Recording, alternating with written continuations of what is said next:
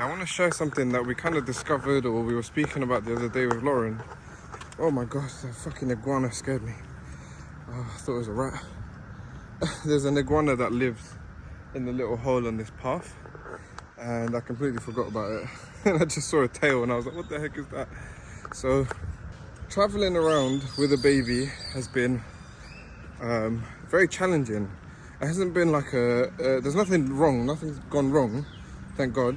But it's been challenging because it really pushes your limits and your ability to, you know, withhold stress and organize things and figure things out. And both me and Lauren are neurodivergent, so a lot of the times the things we struggle with are the things that having a baby really pushes on the buttons.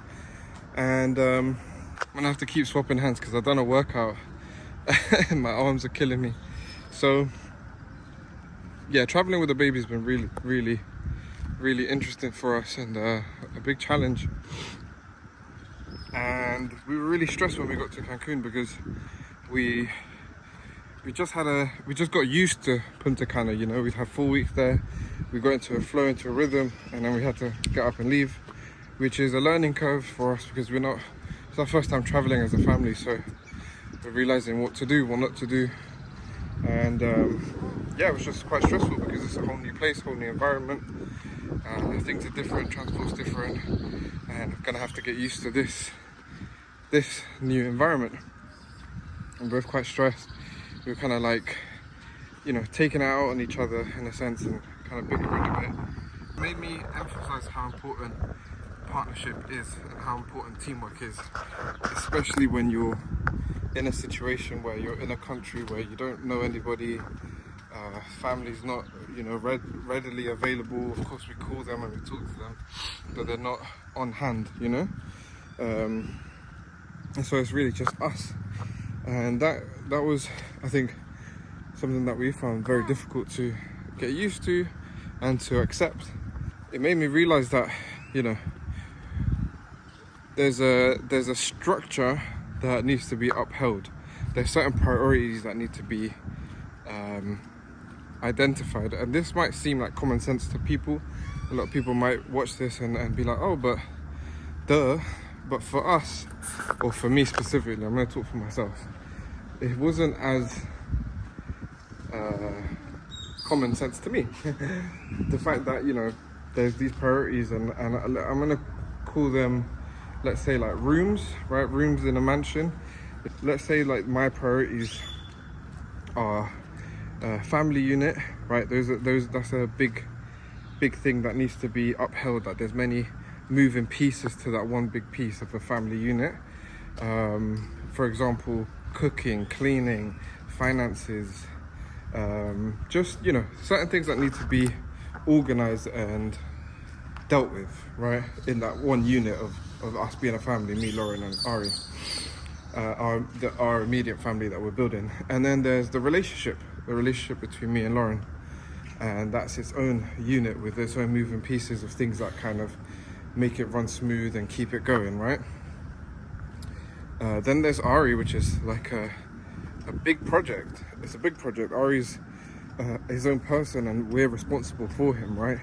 And he's part of the family unit, but he himself is a big project with moving pieces and parts to just keeping him alive and keeping him thriving. And then there's Lauren's business, and then there's things that I want to do, my projects that I've got going on, and you know, the career or the projects that I want to build up. So there's quite a lot of things for two people to manage and to organize.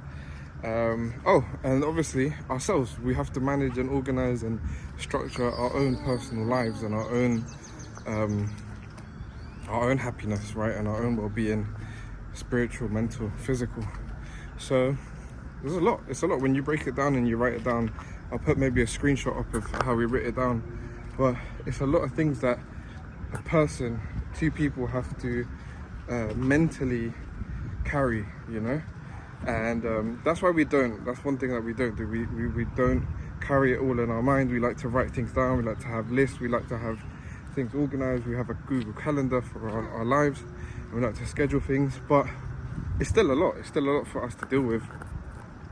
And luckily we have each other, and we both have our own strengths that really aid to all of those units being upheld and working well and working smoothly and thriving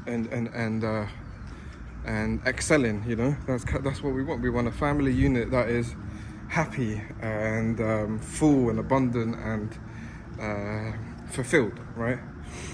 But that takes a lot of hard work, because it's not just by accident. You don't just wake up with that knowledge or know how to do that. We've been working on that for years in our own selves, and now as a family we're bringing that to the table and learning on the job. So it's been a really eye-opening kind of few days here, you know, and I think that's the power of change and like challenging yourself, because it brings out the weaknesses that you have, and it brings out the strengths of yourself, and you get to see yourself in different situations, and you can learn from it and create a more harmonious life for yourself and your family. So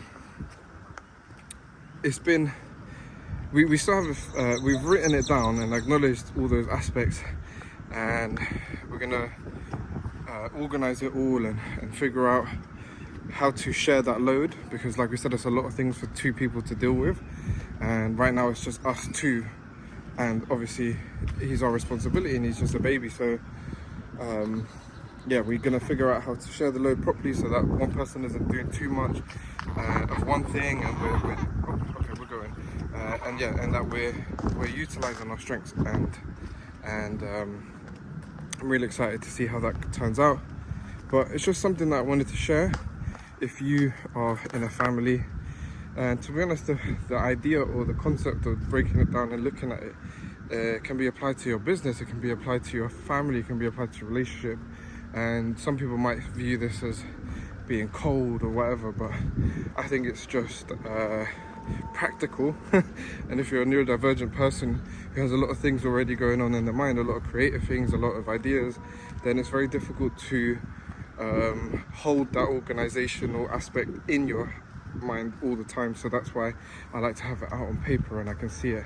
I say on paper, but have it out somewhere, you know, whether that's on your notes, on your laptop, on your phone. I use Whimsical and Google Calendar, so, and Notion as well. So yeah, I think if you're somebody who's got a lot of things going on, then you can shoot me a message, and I'm definitely happy to share some things that have helped me and helped us. And we're still learning, but it's definitely a good idea to have that concept and to work on it for yourself if you're you know, if you're trying to do loads of things. And in this life, it's if you're ambitious, that's probably what you're going to end up having to do. So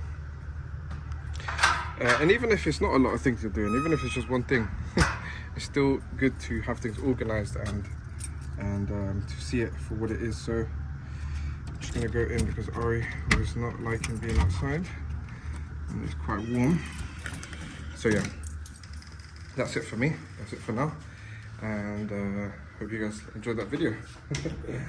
Have a blessed day. Peace.